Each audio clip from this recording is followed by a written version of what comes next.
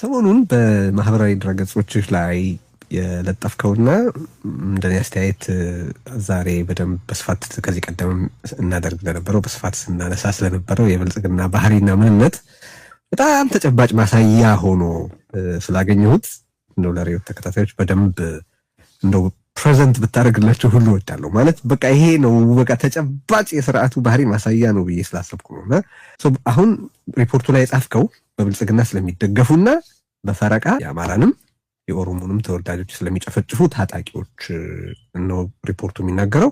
ስለተቋቋሙበት ጊዜ፣ ስለ ዓላማቸው፣ ስለተፈጸሙ ድርጊቶች አንስተሃል።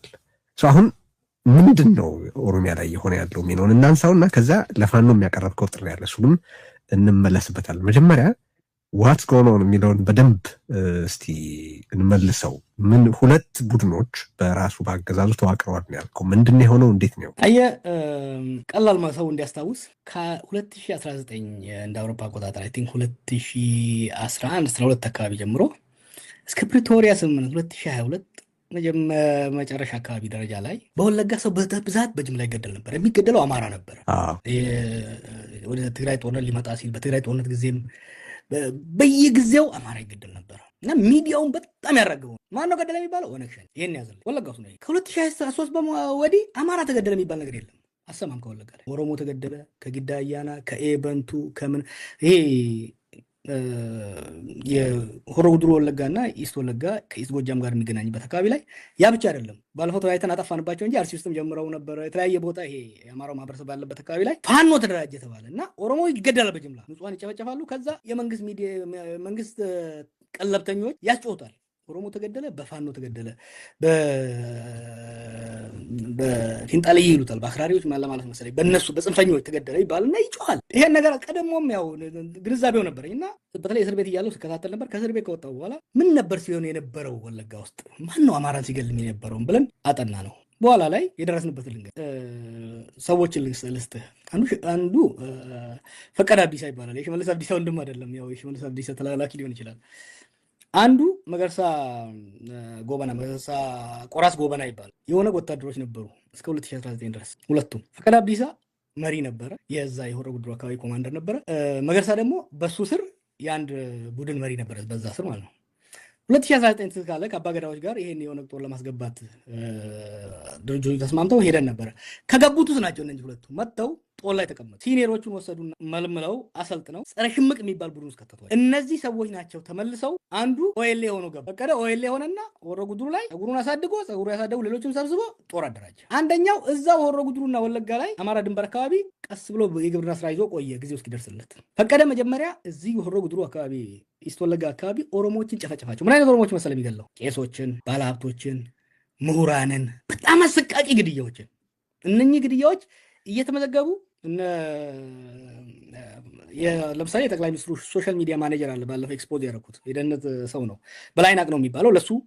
ለነሱ ይደርስና እነሱ ደግማችሁ አድርጉት ይባላሉ፣ ዘግናኝ ካልሆነ ማለት ይሄ ከዛው ከአብይ ቢሮ ቲም አለ የሚያደርጉት እና በሚዲያ መናገር የማልፈልገውን አስጠሊ ነገር ያደርጋሉ።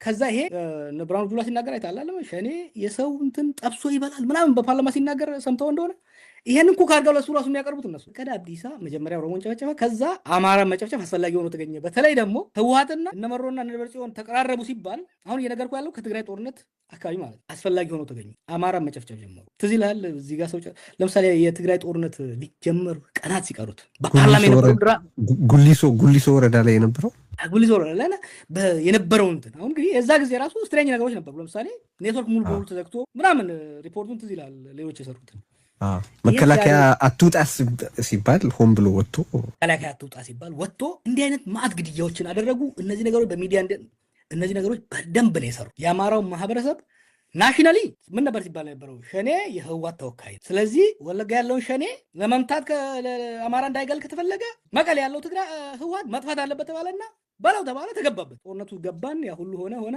አብይ ግድ የለውም ፕሪቶሪያ ላይ ከነጌቾ ጋር ተጨባበጡ። ከዛ በኋላ የእነሱ መጨባበጥ ደግሞ ከአማራ ኃይሎች ጋር አጣላ። አሁን የአማራውን ድጋፍ ማግኘት እንደማይችል ሰብር አደረገና ገልብጥ ብሎ አሁን የኦሮሞን ድጋፍ ያስፈልገዋል። ያን ጭልጥ ያለው ኢትዮጵያ ብሔርተኛ በሚኒሊክ አምላክ ሲል የነበረው ሰውዬ ዞር ብሎ መጣና ኦሮሞ ናሽናሊስት መሆን አለበት፣ ስለዚህ የኦሮሞን ስሜት ደግሞ መኮርኮር አለበት። ኦል በሰደን ወለጋ ላይ ከዛ ፊት እኮ አልነበረም፣ ኦሮሞ መገደል ጀመረ።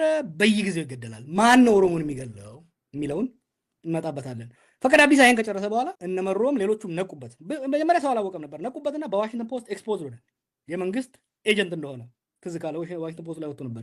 እዚህም ሬዮት ላይ ቀርቦ በነገራችን ላይ ጀምሮ ጋቸና ሲር ነው የሚባል እንደ ኦኤልኤ የሚለብስ የሚሾረብ የሚንቀሳቀስ በብልጽግና የሚታዘዝ ኃይል ነው ወንጀሎቹን የሚፈጽማቸው ብሎ ተናግሮ ነበር። ለአድማጮች ልግልጽ አድርግ። ፈቃደ አቢሳን እኛን ያስገባ ነው፣ እኛን ለመንግስት ያቀረብ ነው። መንግስት ለእኛ ሪፖርት አድርጎ እነዚህ ቀድሞ ኦነግ ወታደሮች ለምን ተመልሰው አልተቋቋሙ ሲባል ይኸው ስራ ያስያዝናቸው ተብለው ተነግሮናል እኮ። it's not a secret that he was a government agent. They sent him back. ይህን ሁሉ ወንጀል በኦሮሞም ላይ በአማራም ላይ ሰራ። መጨረሻ ላይ በሰላም ገባ ተብሎ እጅ ሰጠ ተብሎ መጣና መከላከያ መረጃ ጎልፍ ክለብ እና ሳሞራ ድሮ እንትን የሚጫወቱበት እዛ ነው የሚቀመጠው። መኮንኖች መቶ አለቃ ሆኗል ኦፊሻሊ። እቺ መዝግብልኝ። ወደ የአማራው ፈቀደ ደግሞ